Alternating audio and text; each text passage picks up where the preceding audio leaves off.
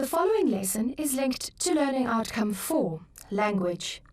Learners should be able to use punctuation correctly most of the time, and for a range of purposes, such as to clarify meaning, show grammatical relationships, and add emphasis.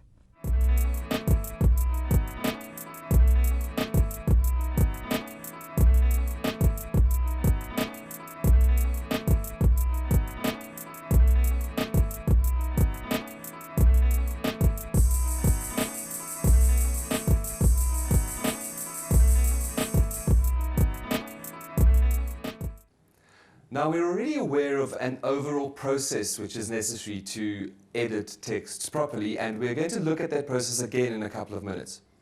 But today, in this lesson, our focus is on two particularly specific issues. They are spelling and punctuation.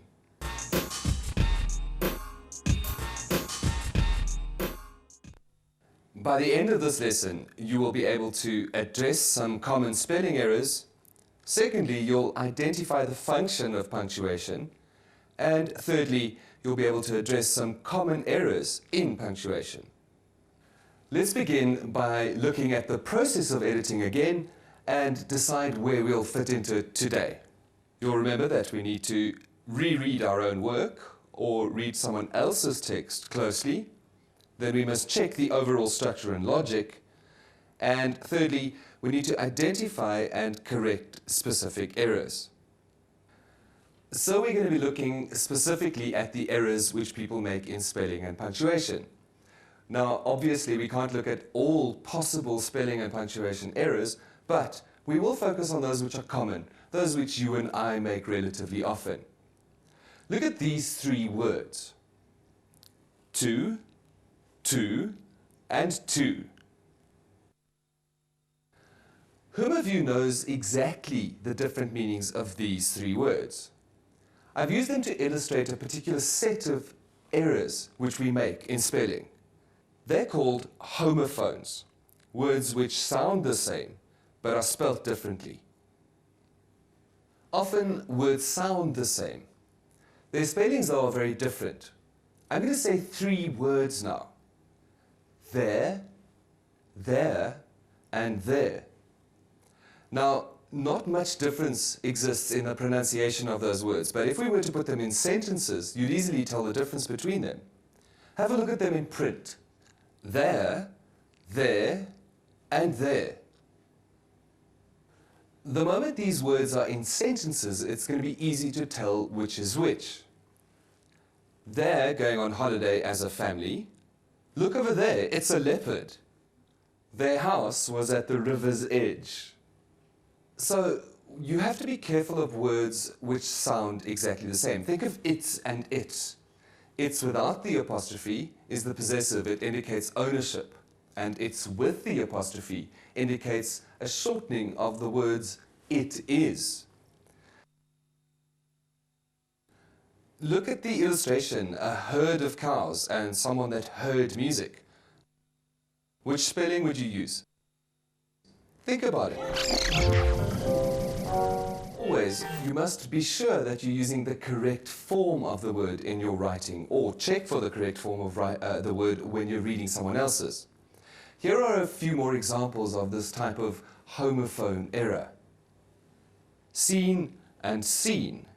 Here, seen, like a part of a play, and seen, which is the past tense of to see, and done, the past participle form of the verb do, and done a particular color. Then hair, the stuff we have on our heads, and hair, a big rabbit. Fare is something you pay for an air flight, or fare is a carnival you go to one Saturday afternoon. Now there's another type of error, a group called typographical errors. Here, what will happen is a data capturer or a typist will make a bit of a slip of the finger, and unfortunately some letters will be left out, or we swap letters. But far more seriously, we do sometimes all spell the same words incorrectly. There's a group of words which many of us struggle to spell. Think about which of these words is spelt correctly or incorrectly. We've got desperately and desperately. privilege and privilege, and then necessary and necessary. Here are the correct forms of these words. It's a good idea to recognize which words are commonly misspelled and then just learn those spellings off by heart. Desperately, privilege, and necessary.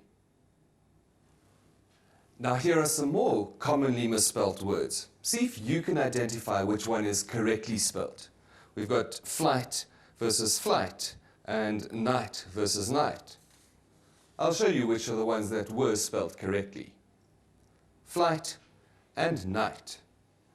Now these are very basic words, but they're often misspelled because of how many times we use SMS message or cell phones, and in fact like chat rooms and computer language. Have a look at this form of language. See you tonight. Now I'm sure that many of us struggle to get the forms of those words correct. So all of us, I think, should be using a dictionary whenever necessary. But now let's move on to our next focus. Let's look at punctuation errors. Punctuation symbols are used, certainly, to indicate how something should be read aloud. Let's have a look at the desk at how punctuation works. I'd read a text like this, in this way. Her brother, the soccer player, was injured. A great pity. The commas on either side of the soccer player, you'll have heard, cause me to pause there. Then I've got a dash, which again helps me to pause for a slightly longer time. And then this exclamation at the end implies that I need to put particular emotional emphasis on this part of the sentence. So, punctuation not only helps you to read the sentence in a specific way, but it also is going to help you to express meaning in writing in a specific way. Let's have a look at that. So that the commas here imply that we've inserted a description of her brother, and the dash here says that we're going to describe the effect of his being injured on us. Imagine what writing would be like without punctuation. In order to work out what the function of, for example, full stops are in helping us to create meaning, let's have a look at a short piece of text which contains no punctuation at all. Here it is. I saw Aladdin last night and really liked it, he said. Now when we read that, we get a sense of what the writer means, but adding punctuation is going to help us understand exactly what the writer means. So let's put in the inverted commas to show the direct speech. Someone's saying, I saw Aladdin last night and really liked it. What we need to add as well is capitals for I and capital for the name Aladdin. And then we have to separate direct speech from the speaker with a comma. So, direct speech said by him.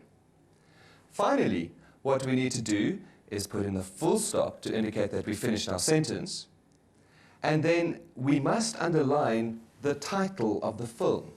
The speaker is obviously talking about the film Aladdin. So you'll see that although that sentence had many punctuation marks, putting them in certainly helps us to understand the meaning of what was said more clearly. Let's have a look at the final product. I saw Aladdin last night and really liked it, he said. Do you agree that meaning is clear now? So what do we do to edit for punctuation? Let's look at a process, or at least a couple of steps which we could use to help us edit. We need to check for where punctuation has been left out and check that punctuation is used correctly. Let's look now more closely at punctuation as it is used. Have a look at this text. It's a cold day, I forgot my jacket at home. There's a common punctuation mistake here. What the writer has done is used a comma where he or she should have used a full stop. Let's have a look at the corrected version. It's a cold day, I forgot my jacket at home.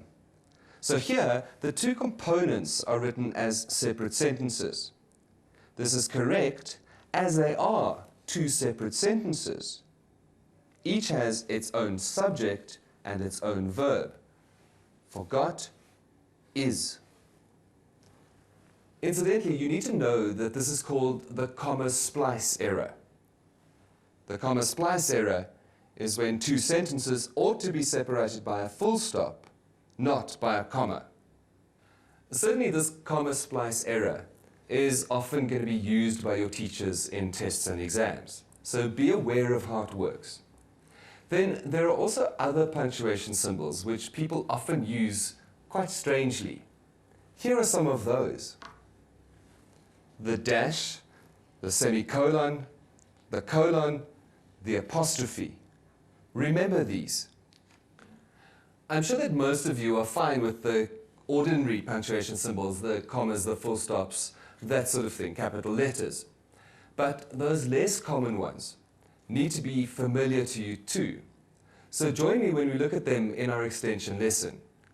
But for now, I want us to look at a task. Here it is.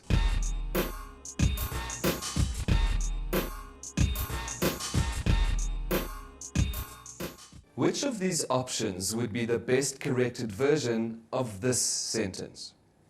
No one, believe me, I am told that she will achieve her goal. Now, here are the possible answers. A. No one believes, I am told, that she will achieve her goal.